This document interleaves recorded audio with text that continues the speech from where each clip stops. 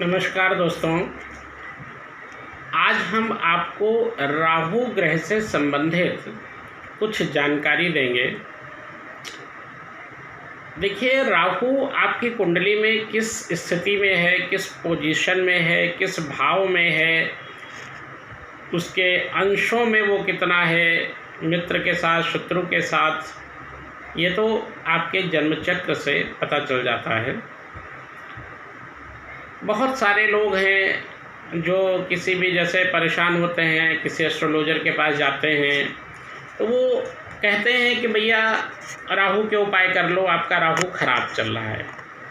अब पहले समझने की बात यह है कि राहु और केतु हमारे जीवन में जब भी आते हैं तो देखिए, राहु तो कलयुग का राजा है। राहु, केतु, शनि, शुक्र, ये सब इन ग्रहों का प्रभाव इस युग में बहुतायत मात्रा में देखने को मिलता है और इस युग में इन्हीं ग्रहों का अपना बोलबाला रहेगा, इन्हीं का अपना प्रभाव ज़्यादा रहेगा।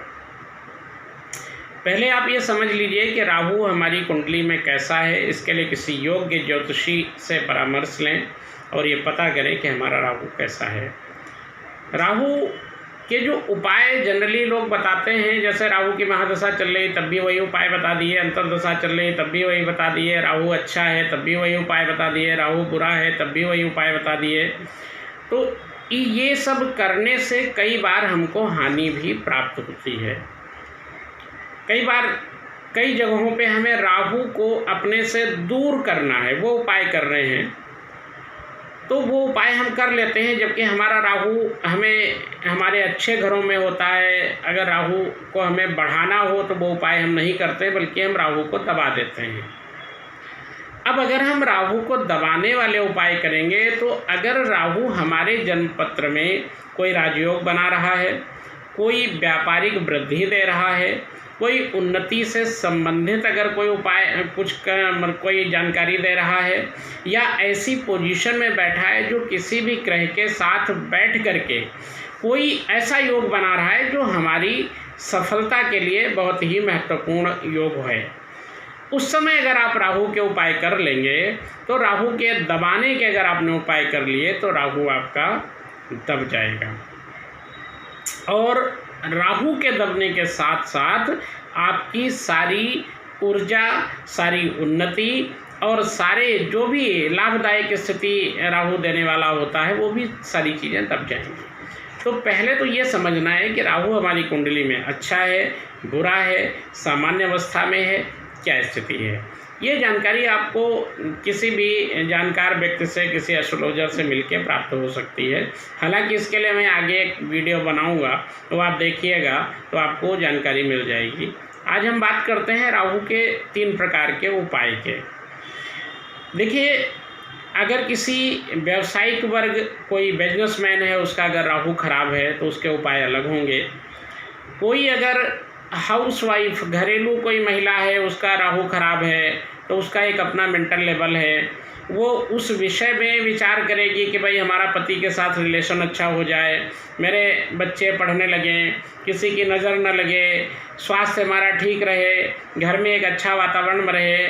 मतलब ये सब जो इमोशनल अटैचमेंट वाली जितनी भी चीज़ें हैं, इनके उपाय अलग हैं। अगर उस महिला का उपाय खराब होता, अगर राहु खराब होता है तो यहाँ पे राहु को दबाने के उपाय किए जाएंगे और वो उपाय करने से राहु जो ही दबेगा तुरंत ही फ़ायदा प्राप्त हो जाएगा। तो अगर जहाँ पे घरेलू टच या फिर इमोशनल टच वाला राहु है और आपकी कुंडली में खराब होता है तो आपको राहु के कुछ मैं उपाय बहुत ही सॉलिड बताने जा रहा हूँ। ये आप करेंगे तो आपको बहुत लाभ प्राप्त होगा। सबसे पहला उपाय है राहु के कलर। देखिए, राहु के जो कलर होते हैं, एक नीले रंग का कलर जो होता है, नीला जो कलर है ये राहु के अधिकार क्षेत्र में आता है। दूसरा जो ग्रे कलर है ये भी राहु के अधिकार क्षेत्र में आता है। जो हल्का सा धुएं टाइप का जो कलर होता है ये राहु में आता है। इन दोनों कलर को छोड़ देना है, ये नहीं पहनना है। अगर आपका राहु खराब है और आप घरेलू महिला हैं या घरेलू वर्कर हैं, घर में कोई काम करते हैं या कोई नाते रिश्तों से कोई नहीं बनती है, दिक्कतें हो रही, परेशानियाँ हो रही, तो वहाँ पे आप ये उपाय कर सकते हैं। ये सब राहु को दबा देगा, अर्थात आपका टेंशन, तनाव, दिक्कतों को कम कर देगा। ये कलर आप पहनना छोड़ दें अपने जीवन में, इस कलर का उपयोग ना करें। दूसरा जो उपाय है वो एक पानीदार नारियल लेना है। आपने देखा होगा पानीदार नारियल जो होता है वो बिल्कुल सर के आकार का होता है, ऊपर उसमें जटाएं होती हैं, जटाएं जब छीलेंगे तो उसमें 3 ब्लैक स्पॉट होते हैं जो दोनों आँखें और मुंह की तरह होता है, अर्थात उसको हम हेड मानते हैं, सर मानते हैं। राहु की जो बनावट है, जब राहु का चित्र आप देखेंगे तो राहु के पास गले से निचला भाग नहीं है, गले से ऊपर का भाग ही राहु है, अर्थात उस पानीदार नारियल को हम अपने ऊपर से 7 बार उतारते हैं और बहते हुए पानी में बहा देते हैं। देखिए, बहता हुआ पानी से हमको एक चीज़ समझ में आती है कि पानी जो बह रहा है, जो आगे जा रहा है, वो कभी वापस नहीं आता, और उसमें हमने अपना सर, अर्थात सर से उतारी हुई चीज़, अर्थात राहु से संबंधित जो सामग्री है, जो नारियल है, उसको हमने उसमें बहा दिया, अर्थात हमने अपनी negative energy, negative thought, negative चीज़ें सब बहते हुए जल में बहा दी। ये राहु का बहुत सॉलिड उपाय है। जिसको अपने राहु को दबाना हो या राहु बहुत उसको परेशान कर रहा हो, वो ये उपाय कर सकता है, उसको इसका पूरा लाभ प्राप्त होगा। अच्छा, ये जो उतारना है अपने सर से, इसको एंटी क्लॉक उतारना है, क्लॉकवाइज नहीं उतारना है, मतलब उल्टा उतारना है, ठीक है। और चौथा और अगला एक तीसरा उपाय राहु का सबसे सॉलिड उपाय है, वो उपाय है मोर पंख का उपाय। देखिए, मोर पंख जो है ये भगवान कृष्ण को बहुत ही प्रिय था, और मोर जो है वो सर्प को खा जाता है, और जब राहु की आकृति आप देखेंगे तो सर्पाकार आकृति ही राहु की देखने को मिलती है। ज्योतिष ग्रंथों में भी राहु का जो साइन है उसमें भी सर्प की स्थिति देखने को मिलती है। भगवान कृष्ण ने भी मोरपंख अपने मस्तक पे धारण किया हुआ है, माँ यशोदा उनको मोरपंख पहनाती थी। इससे नज़र नहीं लगती है, नेगेटिव एनर्जी खत्म होती है। अर्थात अगर आपका राहु खराब है तो आप मोरपंख का उपयोग कर सकते हैं अपने बेडरूम में, अपने ऑफिस में, अपने घर में, एंट्रेंस पे, या फिर ऐसी जगहों पे जहाँ पे आप ज़्यादा समय गुजारते हैं, वहाँ पे आप राहु से संबंधित अर्थात मोरपंख को लगा सकते हैं।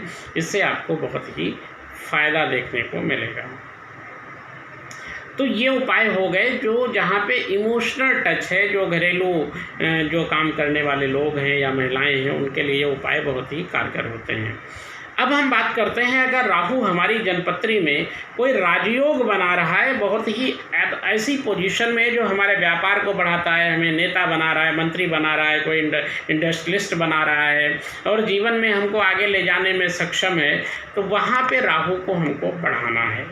क्योंकि राहु बढ़ेगा तो मेरा व्यापार बढ़ेगा, अगर वो व्यापार से संबंधित है। राहु बढ़ेगा तो जितना भी इंडस्ट्रियल पोजीशन होती है, जितना भी मशीनरी वाले जितने भी काम होते हैं, जितना इलेक्ट्रॉनिक्स होता है, जितना भी आपका मोबाइल कंप्यूटर से संबंधित चीज़ें होती हैं, ये सब राहु के अधिकार क्षेत्र में आती हैं। अगर आप करते हैं इसका व्यापार और आपको लगता है कि मेरा राहु खराब है, तो आप अपने राहु को बढ़ाएं, अर्थात राहु के मंत्र का जप आपको रोज करना है। ओम रांग राहवे नमः, ये बहुत छोटा सा और सामान्य राहु का मंत्र है। इसका 1 माला जप आपको रोज करिए और घर से निकलिए। 1-2 दिन में तो आपको फ़ायदा नहीं दिखेगा, लेकिन जब महीना, 2 महीना, 3 महीना आप करेंगे, इसको जीवन में रोज जोड़ लेंगे, तो आपको बहुत ही इसका उत्तम लाभ प्राप्त होगा। और निरंतर करने से कुछ दिनों में आपको और राहु का विपरीत प्रभाव खत्म होता हुआ नजर आएगा। तो मंत्र जप आप रोज करें, आपको बहुत अच्छा लाभ इससे प्राप्त होने वाला है। दूसरा, राहु के जो लकी कलर हैं जैसे ब्लू एंड ग्रे, इसको भी आप अपने जीवन में यूज कर सकते हैं। इससे भी राहु आपका बढ़ेगा और आपको बहुत फ़ायदा होगा। तीसरा, जो मोबाइल है, जैसे मोबाइल राहु के अधिकार क्षेत्र में आता है। अगर आपका राहु अच्छा है तो मोबाइल को एक हथियार की तरह आप यूज करें, अर्थात उस पर आप अपना कार्य करें, ऐसे वीडियोस देखें जो आपके काम को आगे बढ़ाएं, ऐसे उस पर संपर्क जिनसे हैं उनसे कांटेक्ट करें। आप व्हाट्सएप चलाएं तो उस पर भी अपने लेन देन से संबंधित चीज़ें वो करें, और जितनी भी मोटिवेशनल चीज़ें हैं वो सब आप उस पर देखिए, तो आपको फ़ायदा होगा। उसका अगर आप उसका दुरुपयोग करते हैं, उसमें उल्टी छोटी चीज़ें आप देखते रहते हैं, हैं, रील्स चलाते रहते हैं या टाइम पास करते रहते हैं, तो उससे आपका राहु खराब होगा और आपको उसका कोई लाभ नहीं मिलने वाला। उसको हथियार की तरह, मतलब मोबाइल को बिजनेस में यूज़ करें और उतना ही देखें जितना आवश्यक हो, तो आपको बहुत फ़ायदा प्राप्त होगा। ये उपाय उनके लिए है जिनके राहु अच्छे हैं लेकिन वो आगे नहीं बढ़ पा रहे हैं, वो अगर ये करते हैं तो उनको बहुत फ़ायदा मिलेगा। तीसरे 1-2 उपाय मैं ऐसे बताता हूँ जो सभी के लिए हैं, कोई भी करेगा तो उसमें उनको कोई हानि प्राप्त होने वाली नहीं है। वो उपाय हैं, सबसे पहले आपको उपाय क्या करना है कि कबाड़ जितना होता है ये घर में कभी भी ना रखें। जैसे छत हमारा सिर है, हेड है, उस पर कभी कबाड़ इकट्ठा नहीं होना चाहिए। अगर आपने वहाँ पे कबाड़ इकट्ठा किया तो समझ लो आपने मन मस्तिष्क में अपने कबाड़ भर लिया, अर्थात आपको तनाव, टेंशन, डिप्रेशन, परेशानी आपको पैदा होगी, सदैव परेशान रहेंगे, तनाव में रहेंगे। अर्थात छत अपनी नीट एंड क्लीन रखें, वहाँ पे कोई कबाड़ इकट्ठा ना होने दें। नंबर 2, घर की जो सीढ़ी है, सीढ़ी कभी गंदी नहीं होनी चाहिए। सीढ़ियाँ जो हैं वो भी राहु के अधिकार क्षेत्र में, केतु के अधिकार क्षेत्र में आती हैं। वो भी आपकी कभी गंदी ना हो, ये ध्यान रखना है। और तीसरा, हमारा जो टॉयलेट होता है वो भी राहु के अधिकार क्षेत्र में आता है, तो टॉयलेट भी कभी गंदा ना रहे। घर के जितने भी टॉयलेट हैं इनको सदैव नीट एंड क्लीन रखना चाहिए। कभी कभी खुद भी आप साफ़ कर सकते हैं, सीढ़ियों को भी कर सकते हैं और छत को भी कर सकते हैं। ये अगर आप अपने जीवन में अपनाते हैं तो आपको राहु कभी परेशान नहीं करेगा और आपको इसका पूरा उत्तम लाभ प्राप्त होगा। वीडियो थोड़ा लंबा ज़रूर है लेकिन आप लोग देखिए और अपने जीवन को सुखमय बनाने के लिए इन उपायों को अपनाएं और आपको अपना जीवन लाभ प्राप्त करें। अगर आपको ये वीडियो अच्छा लगे तो आप लोग हमारे चैनल को सब्सक्राइब कर सकते हैं और आगे भी आपको अच्छे वीडियोस हम देते रहेंगे।